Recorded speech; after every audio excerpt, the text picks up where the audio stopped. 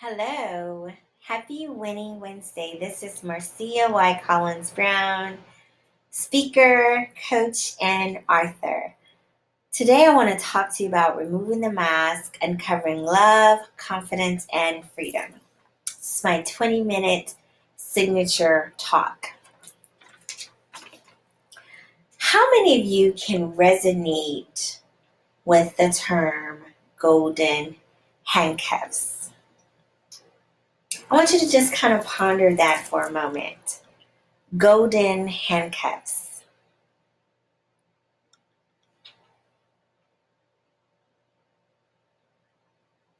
Later in this video, I'm going to talk to you about golden handcuffs. But the purpose of this talk is to expand on 7 points of how to unmask.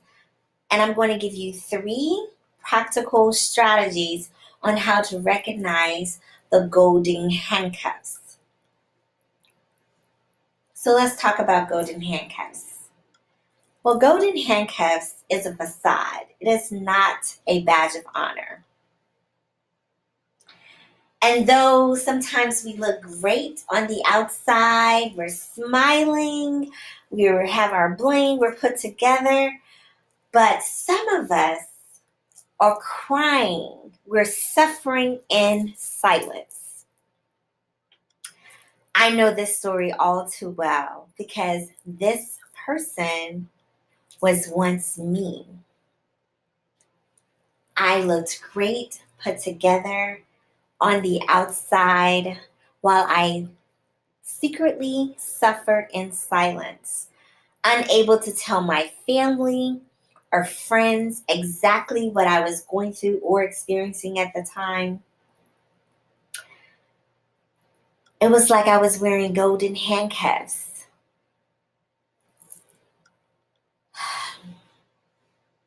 It seems like it was just yesterday that I was fighting to stay alive, going through the motions day in and day out. I would go to work, smiling, going to work, talking to my colleagues, spewing out that knowledge about literacy and all that. And then when I went home, it was a total different story. I was like another person, unable to be the real authentic person that you see coming before you today. There were so many days and so many moments that I wanted to just walk out. I mean, I had a great house, 3-story house, cars, children. I had a husband, but there was one thing that was missing.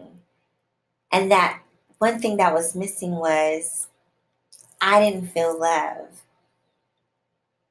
I felt controlled. I felt like I was in golden handcuffs. So there were moments, there were days when I would look and I would see other couples and they would be smiling or go to church together. And I was like, oh my gosh, I wonder what their life is like. They look so happy. Sometimes that happiness is a facade of what we're really going through. So tonight I want to talk to you about how I recovered, how I began to unmask, and I allow God to really bring out my authentic confidence. I started experiencing freedom and agape love. So the first point I want to talk about is when reality hits home.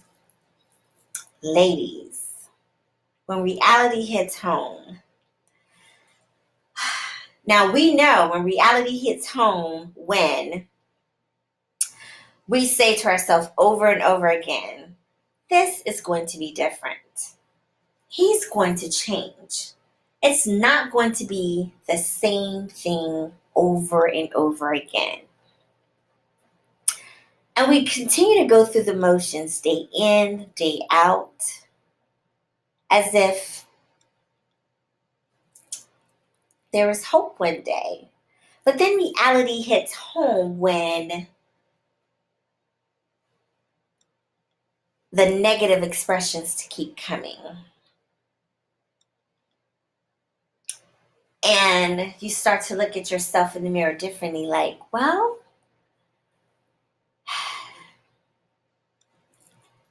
I mean, I thought I still looked attractive. I mean, I have had a few kids and I've gained about 20 pounds, but what's really going on? Reality hits home when you walk in that door and you have to put on your mask, the mask that is an upside down frown. And you have to tell yourself, it's going to be okay one day. But then reality hits home because you know deep down inside that you're just breaking chip by chip by chip by chip.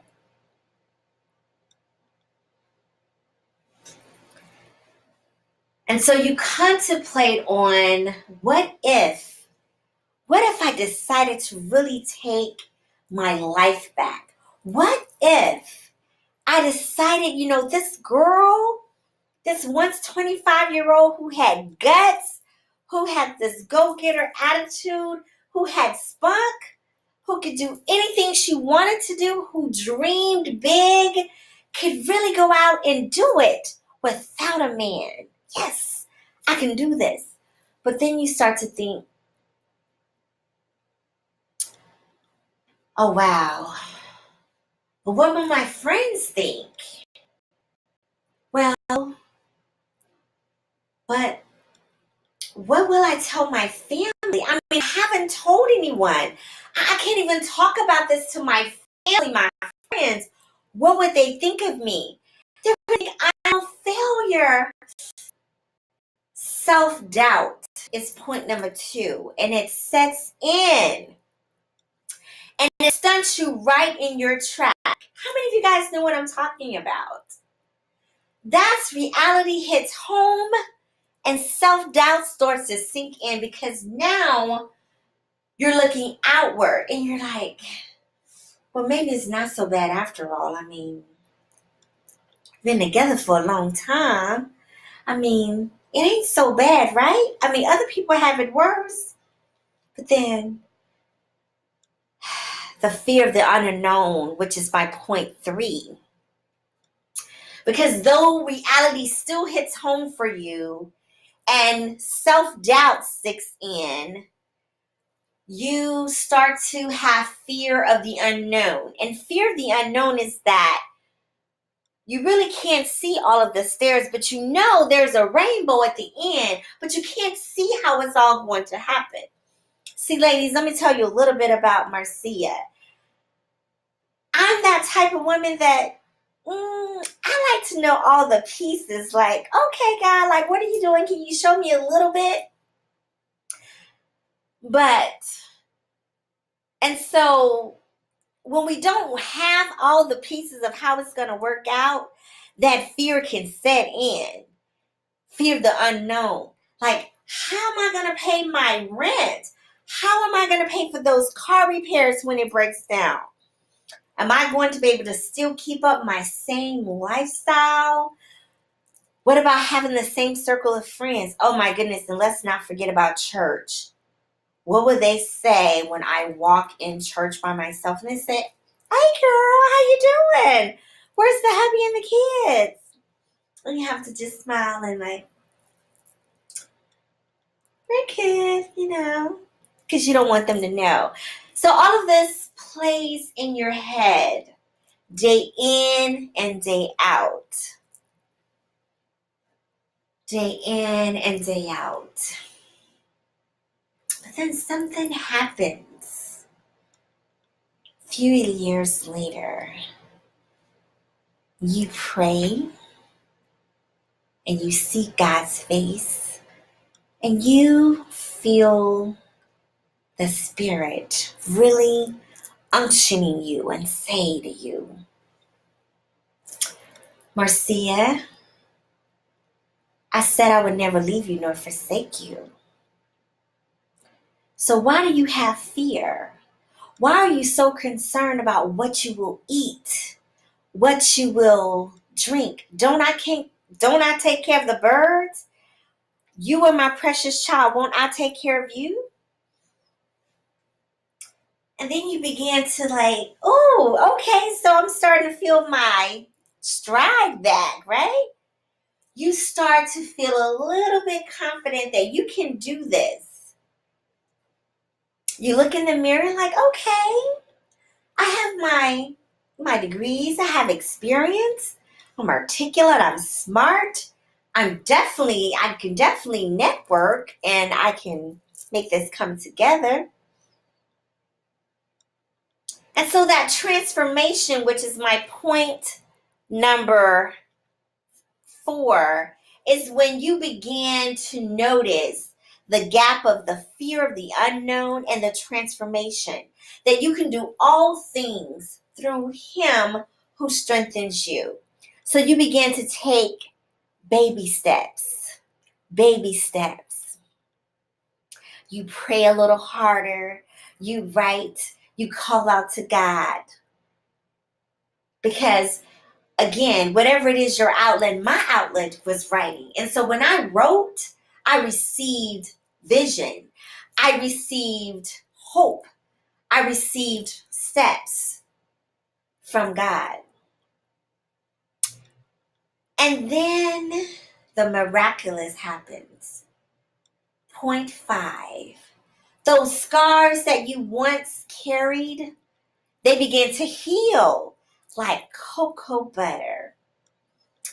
And though some of them still sting you from time to time based on who says what, but the healing starts to take place because transformation, because God is taking you from the fear, the unknown, your unknown place to I got you. This is your safe place. And you begin to experience healing. The scars are being healed. You begin to step out into your purpose, the purpose that you were called to be here for. And point number 6 is when you start to feel restored. Restored is that, yes, God, everything that was once taken away, all of those acknowledgments that I wanted to hear, like I'm beautiful and all the things, I now have been restored because I'm starting to take ownership of those things. So restoring is starting to take place. You have restoration. And then point 7 is when you begin to uncover agape love, the highest form of love. You start to beginning to have authentic confidence in not what your degrees can do for you, but what He has done for you and will do for you. And you start to experience renewed freedom. Your faith muscles are strengthened. And so you begin to step out. And this goes to my first step, right? Of when I started to teach myself self-love. That is the beginning step. For when reality hits home and you're thinking, what should I do? Self-doubt starts to sink in. Fear of the unknown. Transformation takes place. Healing and restoration.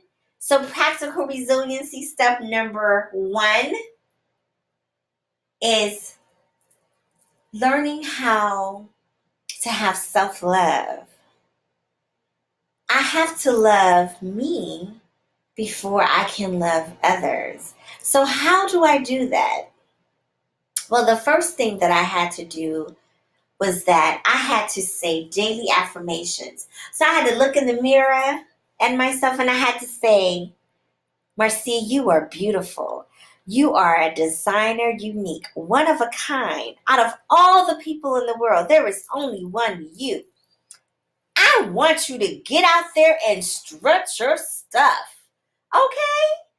That was my first step. And then my second step was I had to write it down. So not only did I have to speak those things, but then I had to start affirming those things in my writing. So I had to begin to write so I can get all my feelings out on paper. But before the writing came, I had to pray and say, God, I know that you called me for a special purpose. I know that this is just not it for me. This is not just the life you have for me. I know that you called me to do so much more. And you've also sent a special man to love me the way I need to be loved. So I began to write my heart out. And as I began to write, I began to hear from God as He gave me those words that I needed to write to start really restoring me to 100%. And since I said it through my mouth, I wrote it in my words. What's the third step, ladies? You already know this, right? We got to walk it out, right? Because faith without works is what? Dead. Exactly. So the third step that I had to do, the third strategy, is that I had to walk it out. So I couldn't walk. I had to put on my heels and I had to strut. Okay?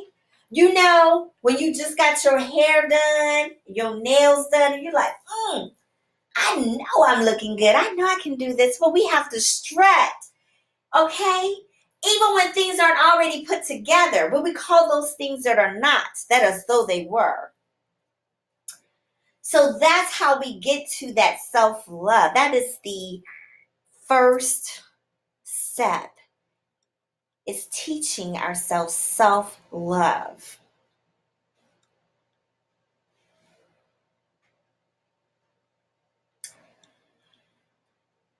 So when you go home tonight, I want you to think about all of those 7 points and how they correlate with self-love. Because when reality hits home and self-doubt begins to try to put itself in my mind and saying what I can't do, I have to then say, yes, I can. And that's through self-love, because I know that I am beautiful and what? Wonderfully made. I cannot have the fear of the unknown, because I know what Martin Luther King said. He says, though you can only see the first couple of stairs, okay? But the rest of the stairs you can envision. So ladies, though we can't see all of the stairs, though God has not revealed all of His plans, He is counting on us to have faith in Him, because He doesn't show us all of the stairs, right? And the stairs may not be pretty, but we have to walk in faith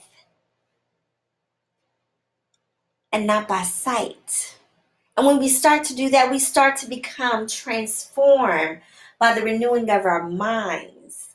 That's where it starts first, the inside.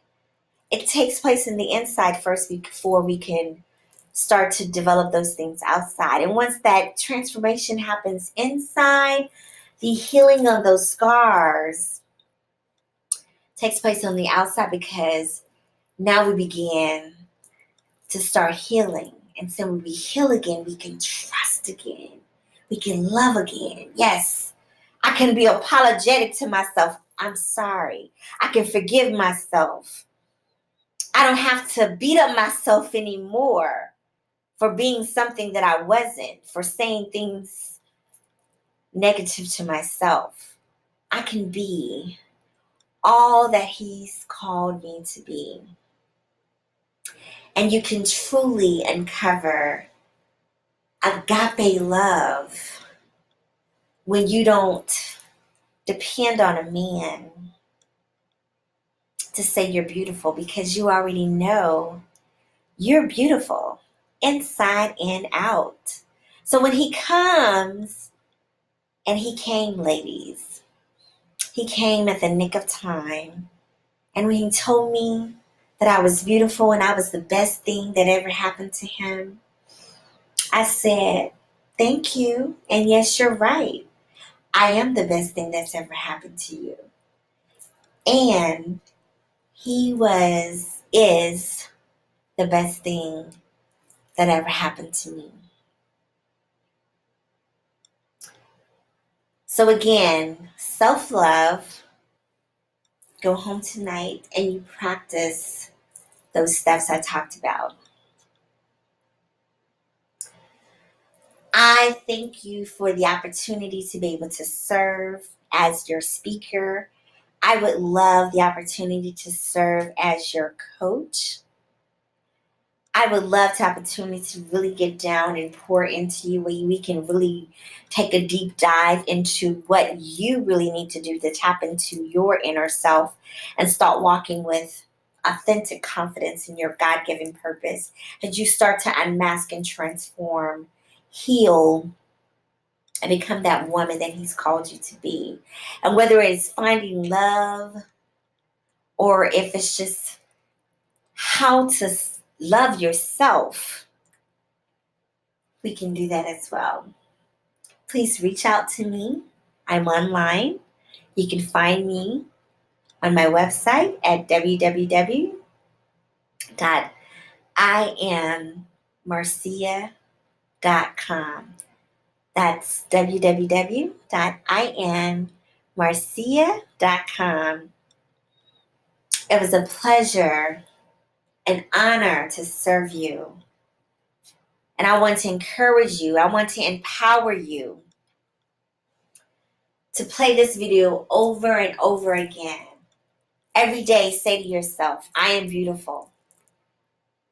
There is a purpose for my life. No matter how I was born, by accident or by chance or on purpose, you are here on purpose. You're watching this video on purpose. So I want you to go out and strut. Don't just walk, strut. I'm celebrating for you in advance. Have a good night.